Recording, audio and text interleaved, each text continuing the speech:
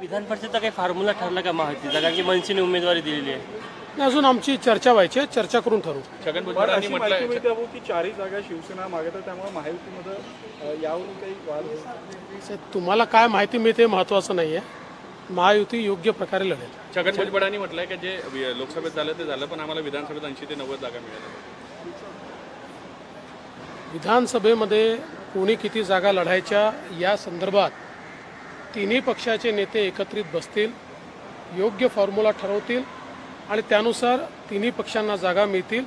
निश्चितपणे भाजप सर्वात मोठा पक्ष असल्यामुळे भाजपला सर्वात जास्त जागा मिळतील, पण आमच्यासोबतचे जे 2 पक्ष आहेत त्यांचा पूर्ण सन्मान हा यामध्ये राखला जाईल. काल संजय राऊतनी प्रकरणामध्ये रक्ताच्या नमुन्यामध्ये समोर आलेलं आहे आणि 2 डॉक्टरांना सुद्धा निलंबित केलं. या ठिकाणी जी काही घटना आहे ती अतिशय गंभीर आहे आणि पोलिसांनी योग्य प्रकारे इन्व्हेस्टिगेशन केल्यामुळेच आणि जे काही CDR वगैरे काढले त्यातनं लक्षात आलं की याच्यामध्ये गडबड आहे आणि म्हणून त्याचे धागेदोरे हे मुळापर्यंत जाऊन काढल्यानंतर लक्षात आलं की हा जो काही मुलगा होता जो आरोपित आहे त्याचे जे रक्ताचे नमुने आहेत ते रिप्लेस करून दुसरे नमुने घेण्यात आले होते, परंतु त्याचे दुसरे नमुने पोलिसांजवळ असल्यामुळे लगेच त्याचा पर्दाफाश करण्यात आला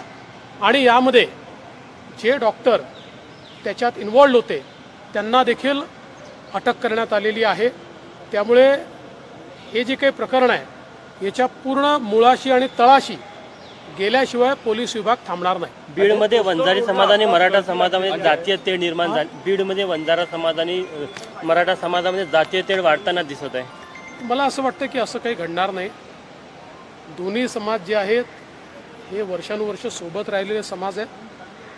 त्यामुळे काही लोक हा प्रयत्न करतात, पण अशा प्रकारचा प्रयत्न यशस्वी होऊ दिला नाही पाहिजे.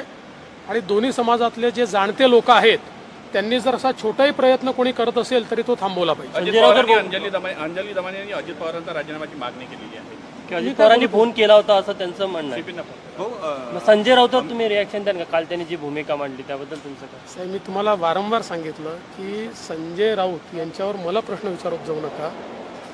जे लोक गांजा पिऊन त्या ठिकाणी लेख लिहितात, मला असं वाटतं, खरं म्हणजे मी त्यांच्यावर कधी बोलत नाही, पण मला वाटतं ते लंडनला आहेत असं समजलं मला.